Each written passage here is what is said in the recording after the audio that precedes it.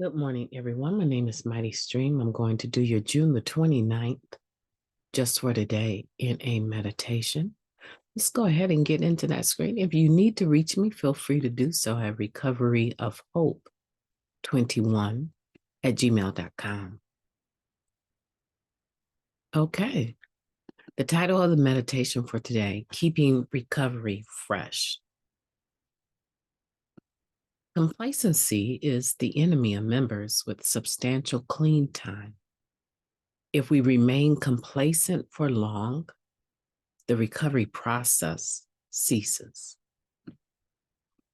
Basic text, page 84. After the first couple of years in recovery, most of us start to feel like there are no more big deals. If we've been diligent in working the steps, the past is largely resolved, and we have a solid foundation on which to build our future. We've learned to take life pretty much as it comes. Familiarity with the steps allows us to resolve problems almost as quickly as they arise. Once we discover this level of comfort, we may tend to treat it as a rest stop on the recovery path. Doing so, however, discounts the nature of our disease. Addiction is patient, subtle, progressive, and incurable. It's also fatal. We can die from this disease unless we continue to treat it. And the treatment for addiction is a vital, ongoing program of recovery. The 12 steps are a process, a path we take to stay a step ahead of our disease. Meetings, sponsorship, service, and the steps always remain essential to ongoing recovery. Though we may practice our program somewhat differently with 5 years clean than with 5 months, this doesn't mean the program has changed or become less important, only that our practical understanding has changed and grown. To keep our recovery fresh and vital, we need to stay alert for opportunities to practice our program. Just for today, as I keep growing in my recovery, I will search for new ways to practice my program. Let's take a moment of silence, followed by the wee version of the Serenity Prayer. Moment of silence now.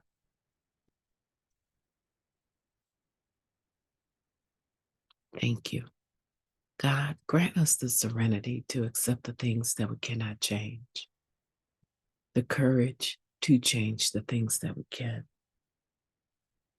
and the wisdom to know the difference.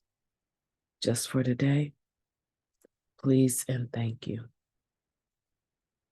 What a wonderful meditation, keeping recovery fresh. I like that. The awareness that complacency is the enemy, right? Complacency is the enemy of members with substantial clean time. Talk to any member that has substantial clean time. And I don't really know what the definition of substantial clean time is. August 28th, I'll have 30 years. I think that's substantial. 10 years, substantial. For me, my definition of substantial clean time is when a person hits that stage where there are no more big deals, right? They've been diligent in working the steps. The past is largely resolved, and there's a solid foundation on which they're able to build their future. Meaning they're doing something. They're productive members in society, and maybe not productive in the sense of they have a business or they're have a position with a whole bunch of letters behind their name.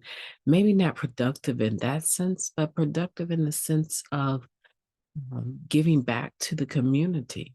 having made amends to the community that they harmed from their active disease of addiction they're using. Productive member of society can come in many ways. Just by not using and being in the streets and stealing from retailers and all of that stuff that comes with active addiction, just by not doing that, we are contributing to the society in which we live in a positive way.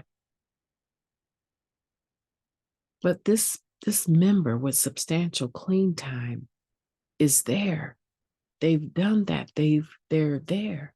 There's not that level of discomfort from these character defects that are just active all the time. They see themselves coming, and they make sure they check themselves from the neck up. They make sure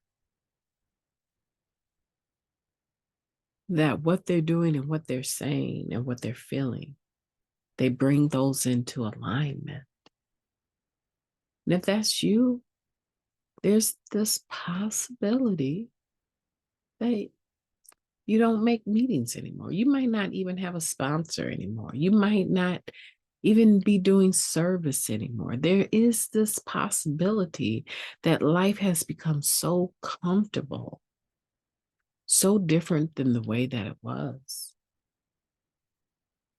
that, yeah, you're not really treating your disease of addiction anymore.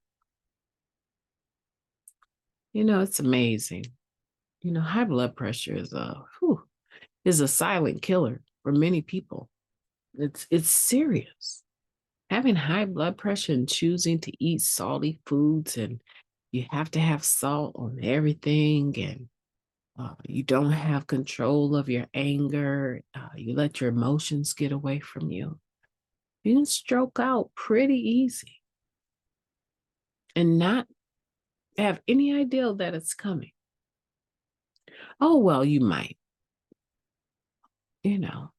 Were there any symptoms before you had your stroke? Yeah, I had a headache every day for like a week. I could not shake this headache. It was just so intense. Oh, okay. Anything else? Yeah, I was having blurred vision. I was getting so like I could bear. I always was wiping my eyes trying to see if that would help my vision correct itself. I had this crazy pressure behind my eyes. I thought it was just a sinus infection. Did you ever take your blood pressure? Yeah, I got a machine right on the side of the bed, and there was a couple times I took it. It was like drastically high. What was it? I think it was like 160 over 102. Oh, okay. So that bottom number was way up, really? Wow. And what did you do? No, I changed arms. I put it on the other arm and try to check out. I just want to make sure that they were reading the same. Because I thought maybe, I might have a clogged artery or something. I don't want to have a heart attack. What did the other arm say? Oh, it was worse than the first one. What did you do? I took my blood pressure pill. Hmm. You only take your blood pressure pill when it's high or you feel bad after a few days? Yep. Oh, okay. Hmm. You're not maintaining your blood pressure. You're not. Hmm? Yeah. That's a prescription. That's a medicine for your blood pressure, right? That's something that says take this every day. Yeah. Well, I didn't think I needed to. Yeah. You're stroked out. You might need to. Come on, somebody. I know I'm not preaching to the choir. I know I'm not, because I'm telling you my own story. So I believe there's someone out there that is able to relate to the fact that, mighty stream, you have high blood pressure? You need to be treating that on a daily basis and treat it like it's serious. No, I really do know now. I know people that have had 3 strokes messing around with their blood pressure and are still here. They might walk with a limp here and there, but they're still alive. Eating crazy food. Still. My situation, I hate medicine. I hate pills. I hate with a passion taking anything synthetic. But don't you think, let me have those symptoms. Where's the blood pressure machine? Let me take my blood pressure. And now I want to treat it. When things start to get squirrely with my health, I want to treat it. I want to deal with it instead of maintaining treatment. I know you can relate. There has to be something in your recovery life, especially if you have substantial amount of clean time, but you can have a week. There has to be something that you need to treat for your disease of addiction, and you're dropping the ball. Pick it back up. Pick it back up. Do what you need to do. Stay alert. Get to meetings. Reactivate your sponsorship relationship. Do service work. Write those steps and maintain your recovery. See, this is an inside job, and this is not just for you. This is for those in your circle, those that you deal with on a daily basis, because addiction is patient, subtle, and progressive, and incurable, and often fatal. I'm always one bad decision from a relapse, a jail sentence, an end relationship. I'm one bad decision away. So no, there's no role model recovering addict. No. Yeah, there's not. But you better believe by me waking up every day and doing the meditations, right? Sitting here in my office by myself, recording the meditations, talking to you like you're sitting here with me in person. You are in spirit, but like you're sitting right here with me. That heals me. That invests in my recovery. That helps me treat my disease of addiction. And I'm so grateful to be able to do it. I'm so grateful to be able to spend time with you. I'm so grateful that 63 people on just one podcast woke up and said, 63 people, guys, woke up yesterday and said, I want to listen to spiritual principles today. 63 people.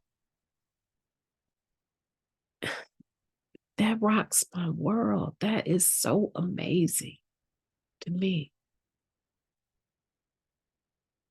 That is so amazing. That is special to me. And that tells me that those individuals, they feel the way I do about their recovery. I have to treat this disease every day. And this podcast helps me to do it, and it helps you to do it. I'm not promoting it, but share it with a friend that you trust. Hey, I know you're not making meetings, but there's this lady, Mighty Stream, and she does, it's almost like having a meeting right in your house. And you can really do a meeting on Zoom now, right? But this meditation, I try to take time to make sure I go through it and unpack it because it's important. It's important that I treat my disease and that you treat yours. So keep growing in your recovery and search for new ways today, just for today, to practice your program. And I'm going to do the same. I'm going to have a beautiful day on purpose. I know it. I feel it. I'm excited about it. I'm getting ready to prepare for these state exams. I am excited about this stage. And I hope you're excited about the stage you're in your life too. Have a beautiful day on purpose. I know you can do it. Talk to you tomorrow.